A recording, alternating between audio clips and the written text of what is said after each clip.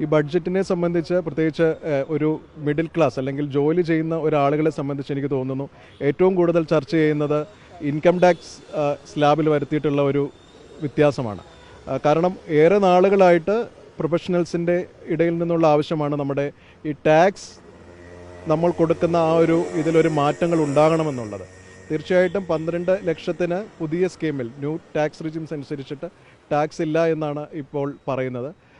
അതിൻ്റെ കൂടുതലായിട്ടുള്ള തീരുമാനങ്ങൾ അടുത്ത ആഴ്ച നമ്മുടെ ഒരു പാർലമെൻ്റ് ഒരു സെക്ഷനിൽ ടാക്സുമായി ബന്ധപ്പെട്ട് ഒരു പുതിയ നിയമം ഇപ്പോൾ 1960 ഒരു ഇൻകം ടാക്സ് ആക്റ്റിലായിരുന്നു നമ്മളെല്ലാ വർഷങ്ങളായിട്ട് മാറ്റങ്ങൾ വരുത്തിക്കൊണ്ടിരുന്നത്. അപ്പോൾ ഒരു പുതിയ ടാക്സ് നിയമം പ്രഖ്യാപിക്കുമെന്ന് ഗവൺമെൻറ് പറയുന്നുണ്ട്.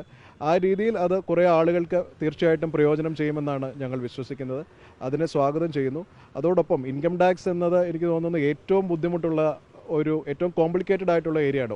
എത്ര എഡ്യൂക്കേറ്റഡ് ആയിട്ടുള്ള ആളുകൾക്ക് പോലും അവരുടെ ഇൻകം ടാക്സ് സ്വന്തമായിട്ട് അടയ്ക്കാൻ സാധിക്കില്ല.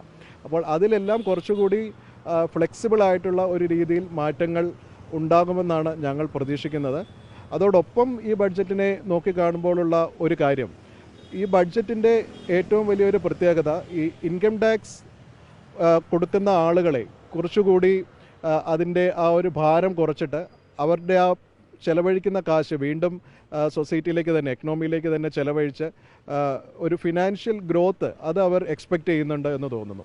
അതിനപ്പുറം മറ്റ് മേഖലകളിൽ നോക്കിയാൽ നോക്കിക്കാണേണ്ട ഒരു കാര്യം, ഈ ബഡ്ജറ്റ് ഒരുപക്ഷെ ഇന്നത്തെ കാലഘട്ടത്തെ മുൻനിർത്തിയുള്ള ഒരു ബഡ്ജറ്റ് എന്ന് മാത്രം പറയേണ്ടി വരും. കാരണം ലോകം മുഴുവൻ ഭാവിയെ നോക്കിയിട്ടുള്ള ഒരു ബഡ്ജറ്റും കാര്യങ്ങളും ചർച്ചകളും മുന്നോട്ട് പോകുമ്പോൾ നമ്മൾ ഈ ഒരു കാലഘട്ടത്തിൽ മാത്രം നിന്നാണ് ചിന്തിക്കുന്നതെന്നാണ് എനിക്ക് തോന്നുന്നത്.